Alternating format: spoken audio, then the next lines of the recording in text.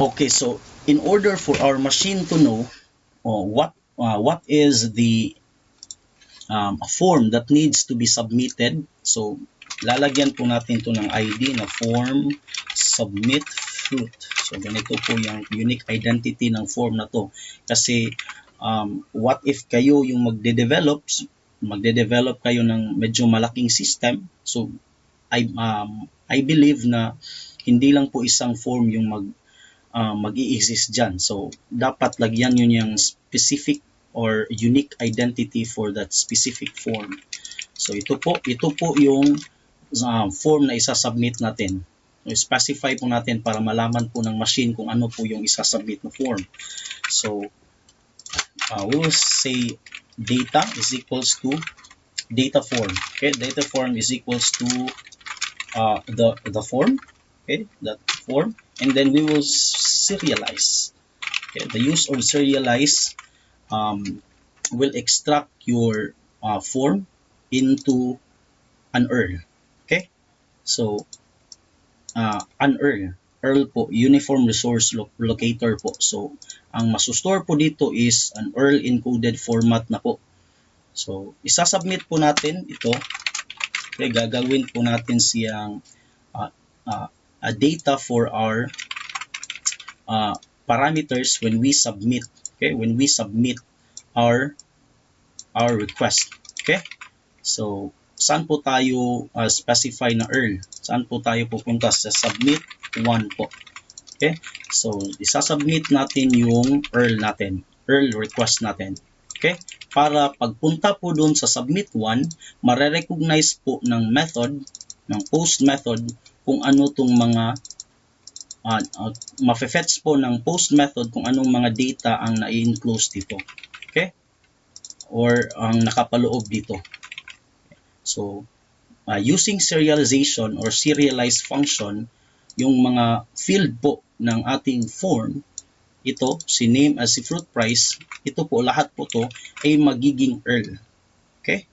So, ma-identify ng submit1.php kung ano, or ma-identify ng ating web kung ano ang mga contents nito using this web technology. These are web technologies, the post method. Okay? Okay, so action. Okay, so when submit niya po, okay na po. So AJAX post submit 1 data form true. Okay, punta po tayo sa ating submit 1. So first thing we did is obtain a connection first on our database before we use the database, and then fetch our URI, uniform resource identifier, using a post method. Okay, we'll fetch those data in the URI, and then we'll temporarily store in a temporary variable called the fruit n and the fruit p, and then we define a query saying insert into fruit list, and then the field, or we specify the field that needs to be inserted, the fruit name, the fruit price, and then we'll store the values, okay, using this reference, fruit n and the fruit p. Okay, so whenever successful, nag-specify po ako dito ng success as false. Whenever successful, return is modify niya po yung previous success index defined as false. So magiging true na po yan, and then i-return niya po as JSON encoded format. Okay, and then whenever successful, so ma-return po dito yung data. Ang magiging content po ng data nito na to is si success. Okay po, si success. So ayan. So if data.success, okay, so we will simply call the get data, no, para ma-reset po yung content ng ating table. Okay po, so get data. Whenever false or whenever unsuccessful, so we'll simply say try again. Okay, so ready na po kayo? Run po natin, reload. So let's say we will add a banana. Okay, banana is good for the heart. Let's say the banana is 25 per sipi po. Sipi po yan sa Bisaya. Okay, add fruit. Okay, so we have just successfully performed an adding of records for our database, and the database content has been integrated on our HTML table using PHP, JavaScript, and JavaScript jQuery and the AJAX feature of the jQuery. Okay po. So, i-improve po natin tong table na to na whenever pag i-submit po niya, so ma-remove po ang mga data dito. Okay? So, whenever successful, so he will say, copy po natin to, fruit name, simply, or we can say, this entire form will be resetted. So, reset, it will be resetted. Okay, so reset. Okay, reset. Yan. So, mare-reset na po yung table. So, again, perform po natin. So, let's say mag-add po tayo ng grapes.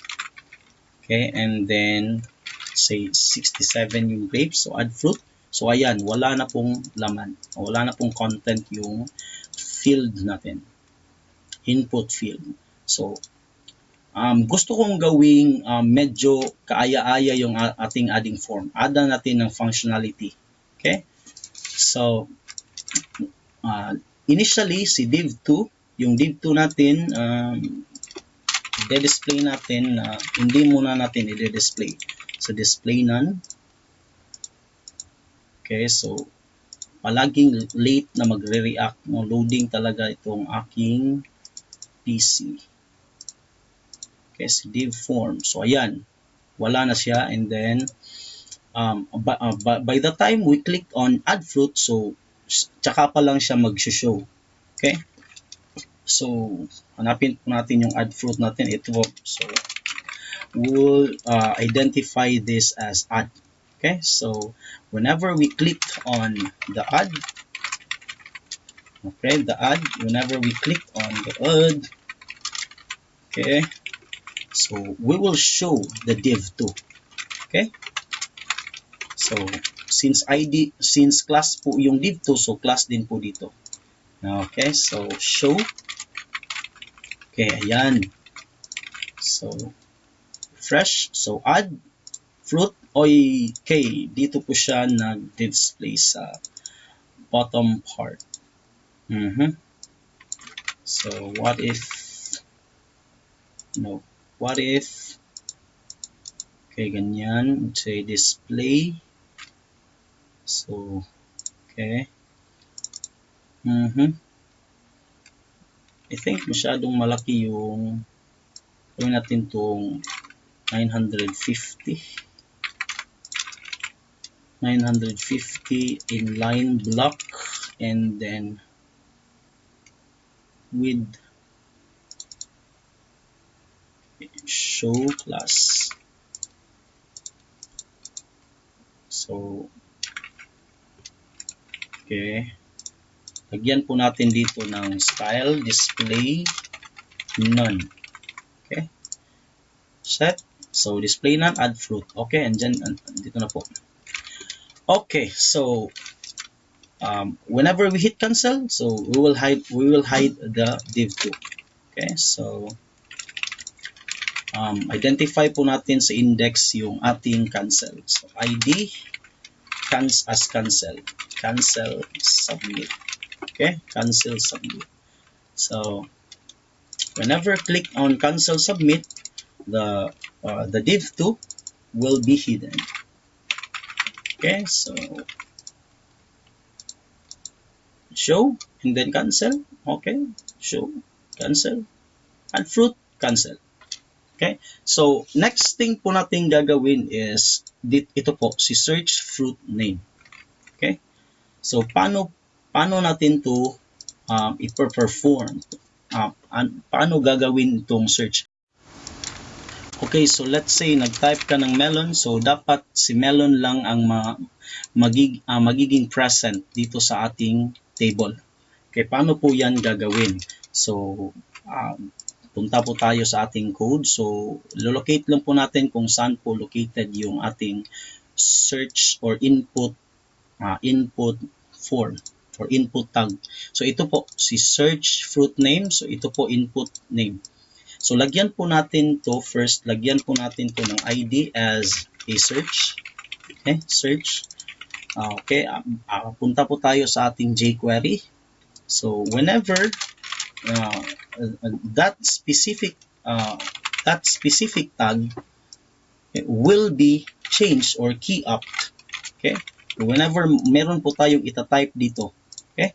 Whenever meron tayong ita-type dito, so mare-recognize ng function na to. Okay? Function. Okay, let's say we will print alert. Let's say key up. Okay? So run or code. So let's say mag-type tayo ng kahit isang key lang, G. So ayan, lumabas po ang key up. Again, type tayo S. So ayan, key up din. Whenever mag-erase tayo, so key up din. Okay? Okay, so copy na lang po, copy po natin to. Kasi pag mag-search tayo, yun din ang functionality na ipo-perform niya. Okay, so paste natin yan. So anong gagawin nito? So fetch po natin yung tinype niya po. So dito, fetch po natin yung search na whatever tinype niya sa input field na to. So since successful na po itong submit one, remove na po natin to. Okay, so ito na lang my func and index. Okay, so my func, fetch po natin yung tinype niya na search, and then so to fetch from an input field, we will say input and then specify ang name as search. Okay, so we will say this method as get. So this is an HTTP method, get. Okay, kasi hindi na necessary mag-post pa tayo kasi hindi tayo magsi-serialize ng form. Okay, so yung data niya po is si search. Okay, yung data niya po is i-extract ko. So gagamitan ko ng other fields for URI. So I will say, for example, as data search. Okay, and then ipi-paste ko po itong search na to dito, search.val. So ganito po. Okay, so ayan, so pupunta po tayo sa ating search.php. Okay, magre-create po tayo ng file search.php. Save search.php. So ano pong magiging content ng search.php? So parehas din po sa ating submit one. So copy, parehas po sa magiging content ng asa na po yung my queries. Okay, my queries. Okay, so copy lang po natin to. Pero ang difference nila po is yung query. Okay, yung type ng query nila magdi-differ na po sa kung paano ginawa ang paano nila i-perform yung query. Kasi hindi lahat, no? Hindi lahat. Tong asterisk ibig sabihin is lahat ng records. Okay? Ang search kasi specific lang na data yung gusto mong i-present. Okay? Depending on whatever you type on this particular field. Okay? So mag-iiba na ang query nila. So una, fetch po natin yung pinasa ng ating AJAX. Okay? Pinasa ng ating jQuery AJAX. So, ang pinasa niya po is si search.val. Okay? Identified as the data search. So, fetch po natin and then ang method po na ginamit natin ay get. So, dapat pag i-fetch natin siya, say meron tayong search. Okay? I-store natin sa search and then kunin natin yung pinasa niya na data search. Okay, kung anong tinype mo dito, say data search or searches, so yun din ang magiging specification mo dito. Okay, para i-receive ng ating get method ng HTTP. So and then si search, kukunin niya to, no? Store niya temporarily on a search method, on a search variable. And then the way we perform searching in our query, okay? So we say select asterisk from fruit list where ano bang record or ano ba sa data dito ang gusto nating i-search. Let's say si melon, apple, and the banana, or simply the fruit name. So specify natin the fruit name, and then gamit tayo ng like na aggregate, like the search, no? the search we type, okay, this search. And then lagyan po natin ng asterisk, okay. Ang ibig sabihin po ng asterisk, so kung ano pong specification ng ating gustong i-search. Kung dito po lalagyan po niyo ng asterisk, let's say search na po natin, okay po, run. Let's say I want the banana. So wala pong banana na lalabas. Pero what if ito pong NA? So NA, so meron pong NA. Nag-ibig sabihin na kung dito po sa unahan mo lalagyan ng asterisk, yung sa huli ang kanyang i-recognize. Lahat ng fruit name na may na NA sa huli. Okay? So gusto ko ba? No, what if mag-type ako ng ba? So walang lalabas. So dapat identify mo dito, no, sa likuran niya. Okay? Sa last part ng ating query. Okay, asterisk. So, ganyan. Okay, run natin. Let's say apple. Okay, apply po. Type ko. So, apple. So, ayan. Apple yung lumabas. Okay, gusto kong i-search lahat ng fruit name na may A. So, ito po. Or may A. So, ito po. Apple, banana, and the grapes. Yan, lahat ng fruit name na may S. So, ito lang po si grapes. So, yan, unti-unti po nating na-fulfill or na-implement yung ating basic fruit information system. So, other functionality po na kailangan po natin is the edit and the delete. Okay, so add po natin dito sa ating control bar. Okay, paano tayo mag-add ng dalawang buttons dito na edit and delete? So, punta po tayo sa ating index.php. Oh no, hindi po. Sa ating myfunc. Okay, myfunc.php. Okay, so ito po, itong for. So, follow niyo lang po ako. So, identify tayo ng dalawang button dito as edit. So, hide po muna natin itong ating CSS button. Okay, so plus edit, and then next is the delete. Okay, and then align. Gusto kong gawing centered yung positioning ng edit and delete. Okay, so this will be displayed centered. Okay, edit and the delete. Okay, so gusto ko din yung control maging center din. Centered. Okay, so lagyan natin to ng mga ID. So, let's say edit. Ito po yung ID niya, and then ito din po is my ID na called delete. So lalagyan po natin ng design yung ating buttons na delete and the edit. So background for the edit is green, and background for the delete is red. So for warning symbol, for warning sign. Okay, so always talagang late mag-react yung itong aking browser. So, pasensya na po talaga. Run, ayan, edit and the delete. Okay? Okay, pag kinlik ko po itong aking edit na button, dapat meron pong form na lalabas para ma-edit ko po itong melon and then 91.75 na data. So, follow nyo lang po ako. So, add tayo ng other, copy-paste lang po natin. Add tayo ng other form dito for our edit.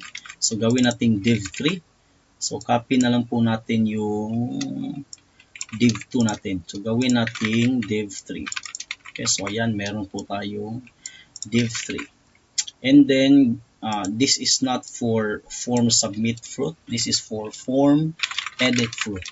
Okay, so fruit form div. So, gawin natin tong underscore edit. Lagyan natin ng underscore edit para maiba. And then add or edit, not add, but edit this form. So, cancel, edit. Okay. Ayan. So initially, hidden pa po siya. Hindi pa po siya mag-show. Okay.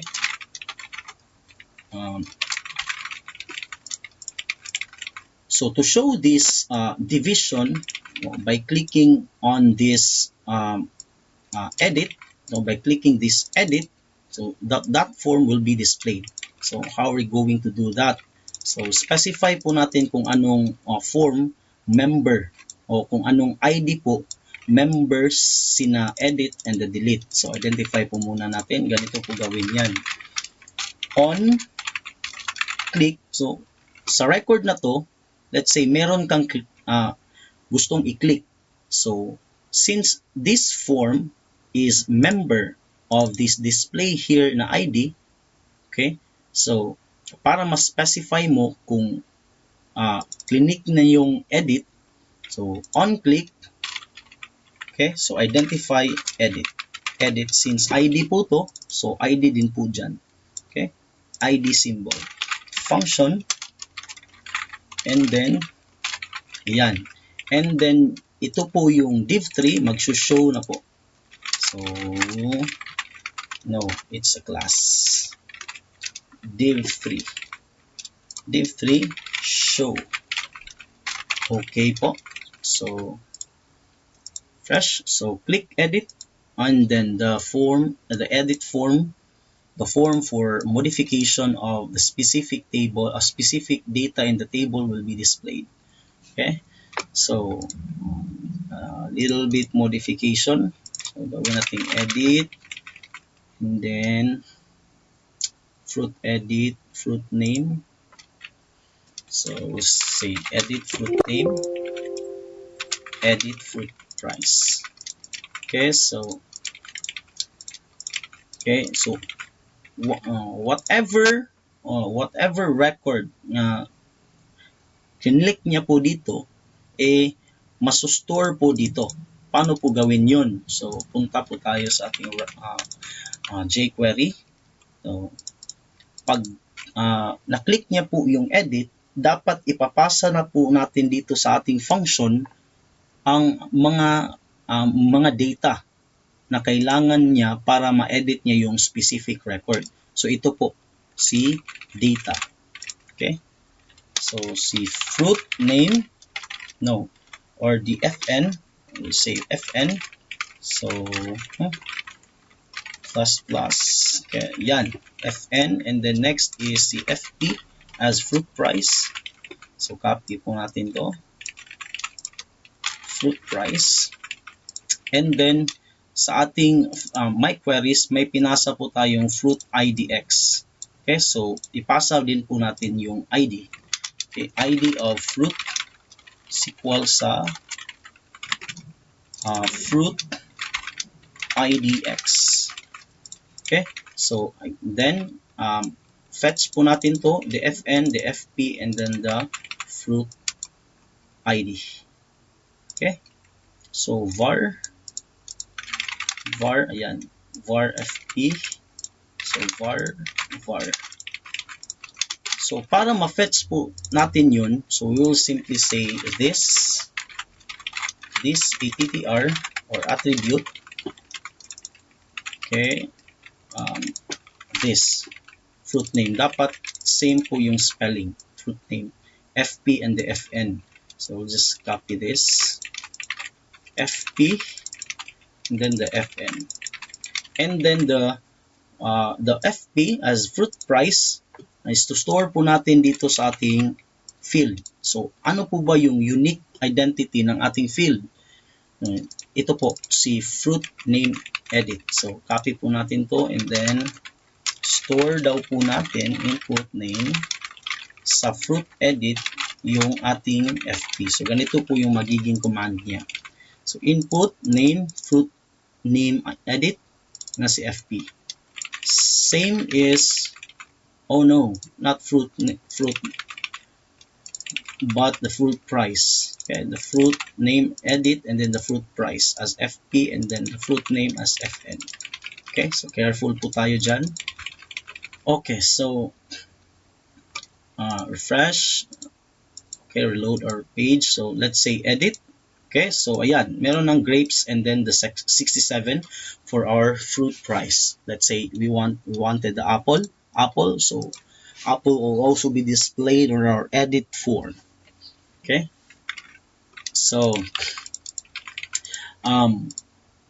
how can your machine know? How will your machine knows that this specific record will be edited? Well, for example, you have a multiple apples but different price in your field.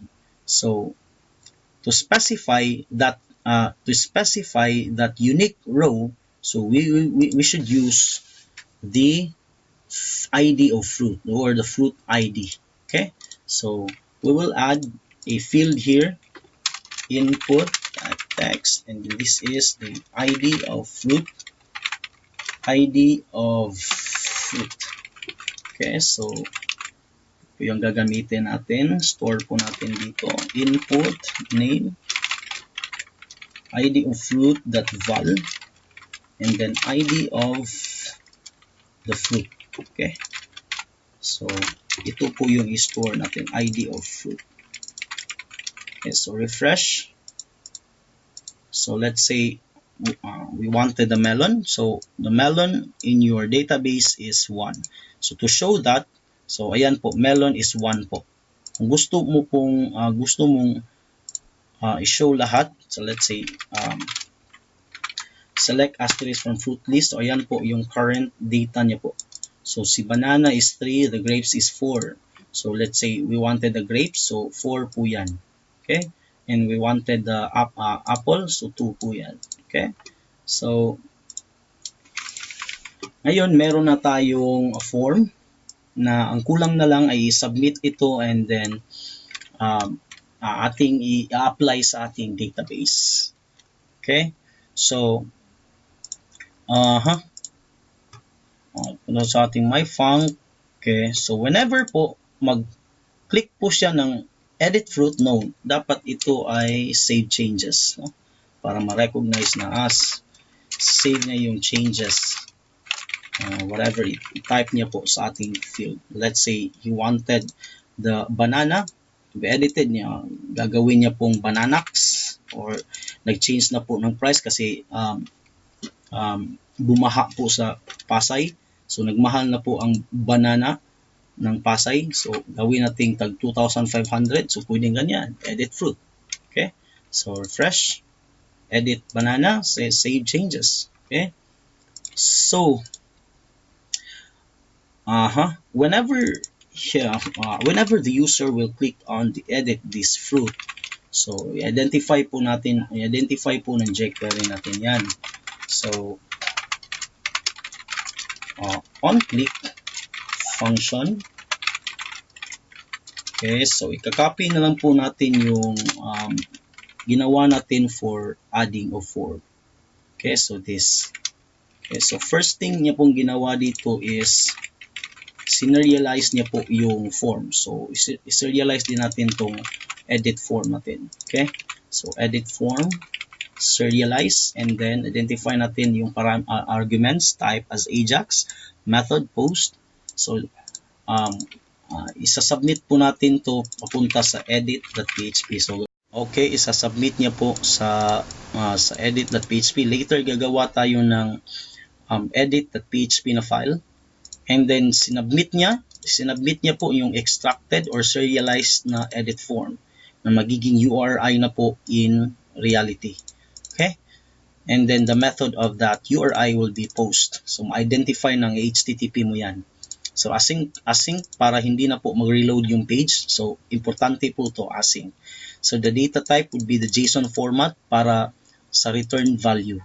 Okay, dapat JSON encoded format po. So whenever successful, so i-reset po natin yung ating edit form, and then i-hide po natin yung ating div3. Okay po. And then i-call po natin yung ating get data. Okay, so gawa na po tayo ng ating edit. Gawa po tayo ng ating edit.php na file. Okay, so ang mangyayari po dito is similar din po.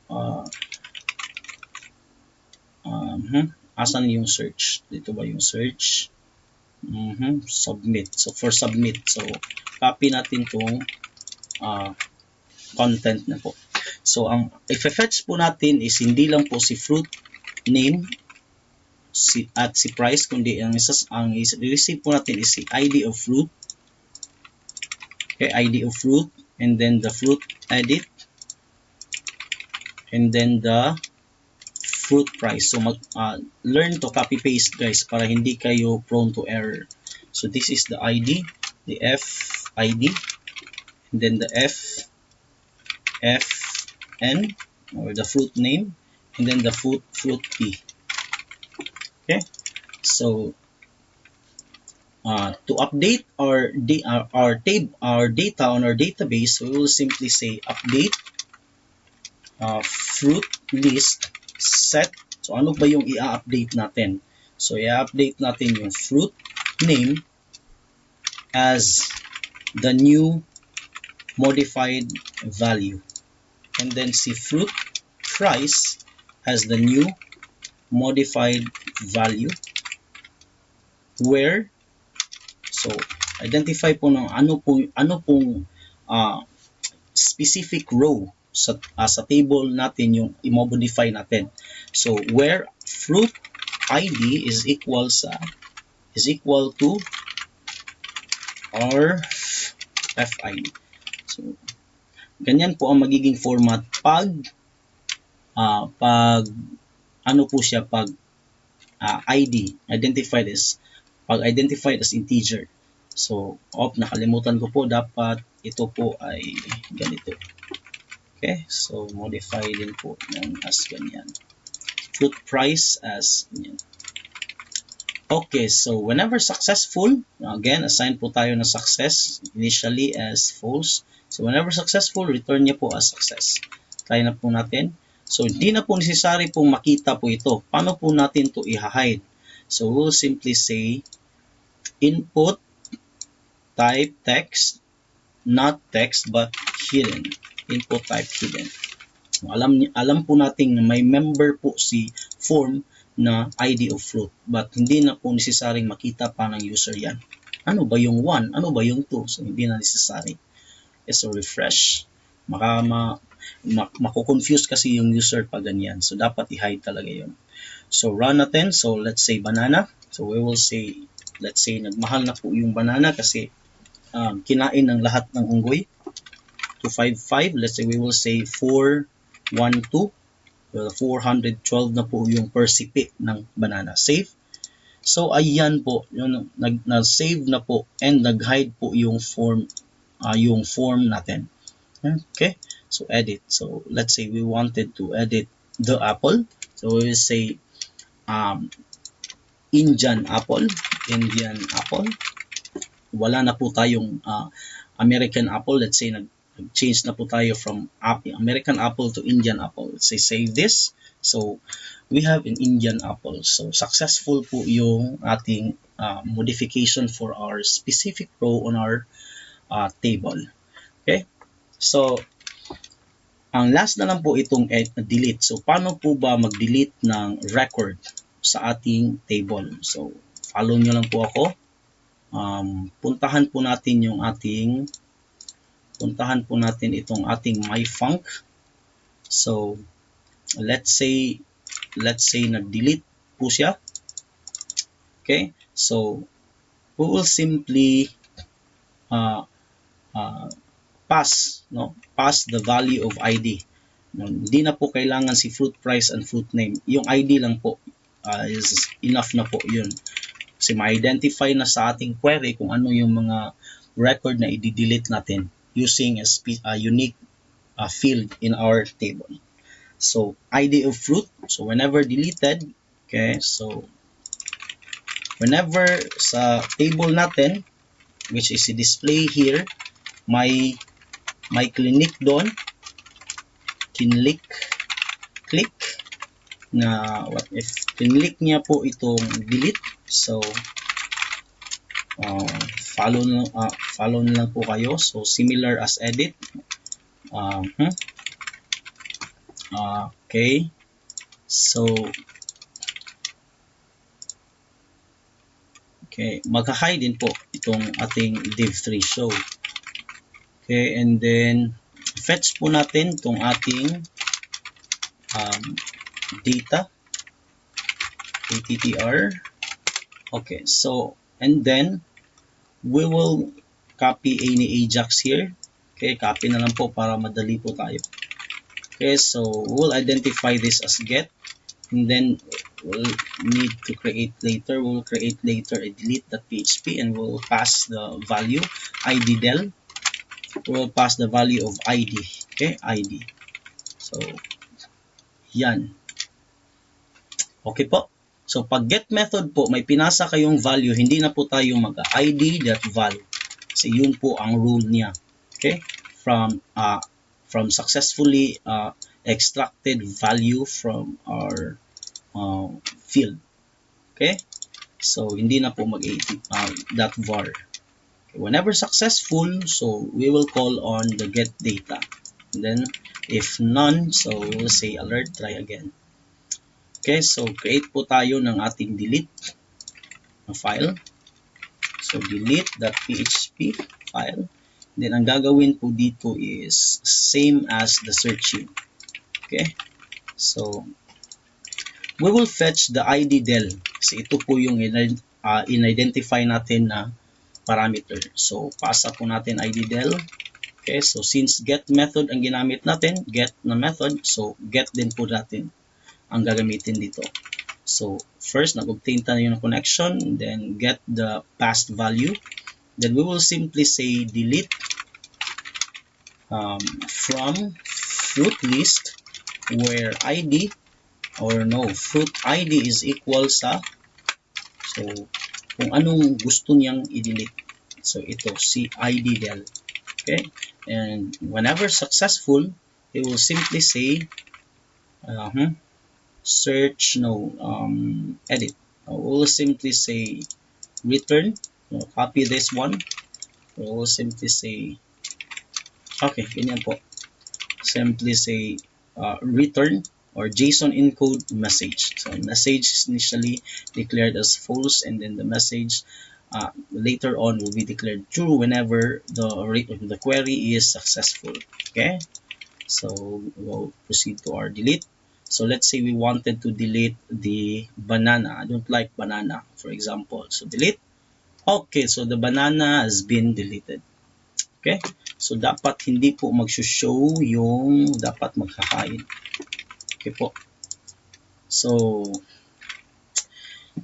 for, I think for 1 hour, I'm not sure. So I think for 1 hour, we have successfully created an information system for for recording of fruits. Okay, so apply niyo po yan kung meron po kayong mga projects. Apply niyo po to.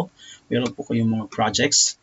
And don't forget to subscribe on my channel to be updated on my latest video, not just on web programming, but also on object-oriented programming in Java and in procedural programming like C.